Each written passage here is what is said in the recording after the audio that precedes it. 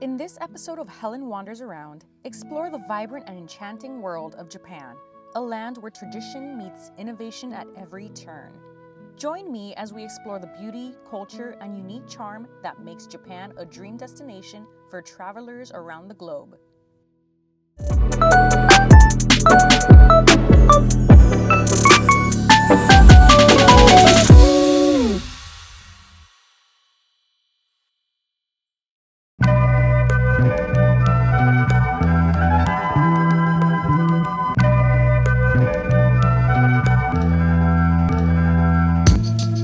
During my trip to Japan, I visited the country's three most popular cities, Osaka, Kyoto, and of course, Tokyo.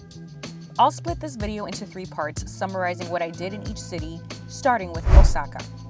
Osaka is the third most populous city in Japan and is located on the main island of Honshu, which is roughly in the center part of the country. It's a large port city best known for its nightlife and hearty street food. Let's skip to the goods. Dotonbori is a bustling entertainment and nightlife district. It's famous for its vibrant neon signs, lively atmosphere, and delicious street food. Located along the Dotonbori Canal, it's a hotspot for tourists and locals alike. I didn't try too many foods during my time there because I was still full from dinner, but what I did try really made an impression on me. First was a deep-fried octopus skewer. I'm not a fan of octopus, not even calamari, but this one gets a stamp of approval from me. It was tasty, seasoned well, and crunchy. But I guess anything fried tastes better, right?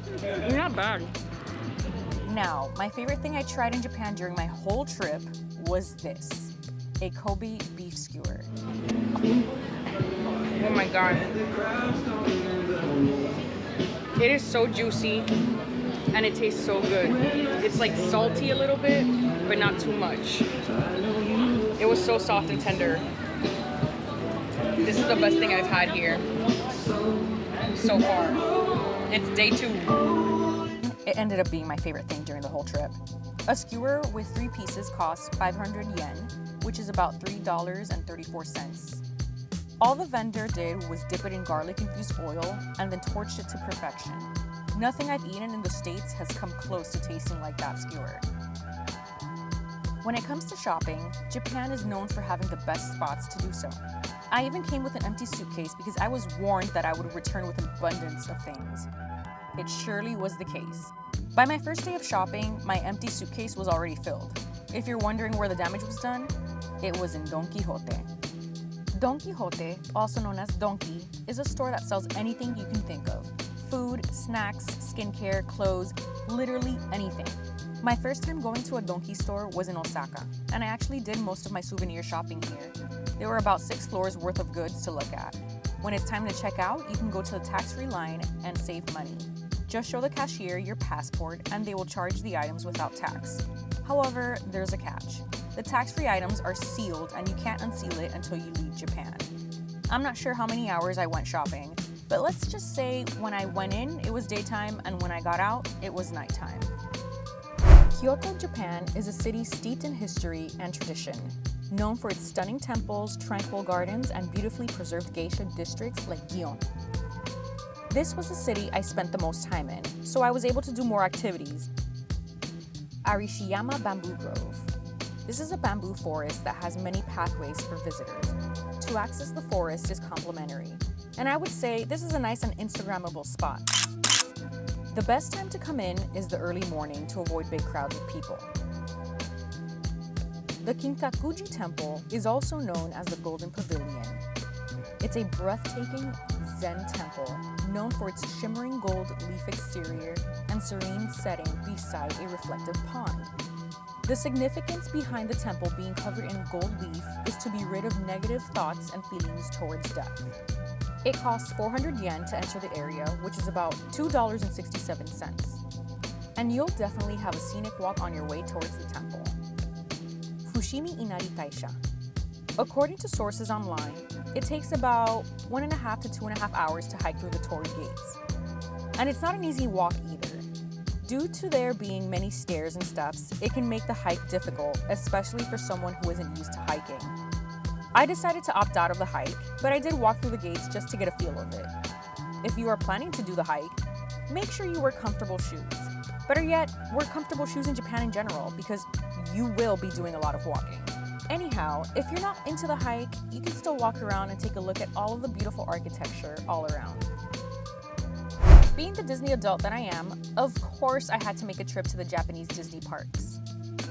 When it comes to Tokyo Disneyland, the best way I could describe it is a time capsule of what Magic Kingdom was 20 years ago. They still have a lot of old rides like Splash Mountain, Snow White's Scary Adventures, and even the castle looks the same way. There are several rides that are exclusive to Tokyo Disneyland, like, for example, the Happy Ride with Baymax. I will say the line to get inside the park for Rope Drop is huge. But don't let it fool you. We were able to get onto every single ride. The longest wait for a ride was 20 minutes. In Disney World, 20 minutes is a miracle. Tokyo Disney Sea is where you want to go for all the thrill rides. This is where they have their Tower of Terror and Journey to the Center of the Earth, which is their Tokyo exclusive ride. And of course, they have other rides. The kiddie rides were quick to get on, but the wait times for the thrill rides were closer to those at Disney World. So 40 minutes and up. The tickets for each park per person were 8,400 yen, which is about $55 US. You can purchase your tickets on trip.com, where I purchased mine. After you receive your ticket in your email, you can scan the QR code into the Tokyo Disney Resort app to access your ticket directly onto the app. I really enjoy watching the theater and performances, so I really wanted to watch a traditional Japanese theater show. I was able to find one on TripAdvisor. It was a Japanese dance cabaret theater show in Asakusa, Kaguya. The tickets to the show cost about $45 US, and you have one free drink included. I felt welcomed right away. Before the show, all the dancers come up to everyone and introduce themselves and converse with you. You're also able to take pictures in a kimono at a little photo spot they have set up. The duration of the show is about 1 hour long, and while it was a small theater company, the whole production was exceptional. I have to admit, I cried during one of the numbers. Even though the music may be in Japanese, you'll still be able to capture the essence and understand the story that the dancers are portraying to you. During the show, you're only allowed to take pictures without flash. No videos were allowed, but for their final number, they allowed us to record videos. I highly recommend watching this show if you're in Tokyo. It was a mesmerizing experience that beautifully showcased the rich cultural heritage and artistry of Japan. From the vibrant costumes and storytelling elements, it truly created an immersive atmosphere that captivated the audience from start to finish. There's no doubt that Japan leaves a lasting impression on all who visit. Everyone that I know who has visited Japan always wants to go back. Now that I've visited, I now know what they mean. I hope this video has given you a glimpse of the magic that awaits and inspires you to embark on your own adventure. Thank you for joining me on this journey. Feel free to give it a thumbs up and subscribe. Until next time, sayonara!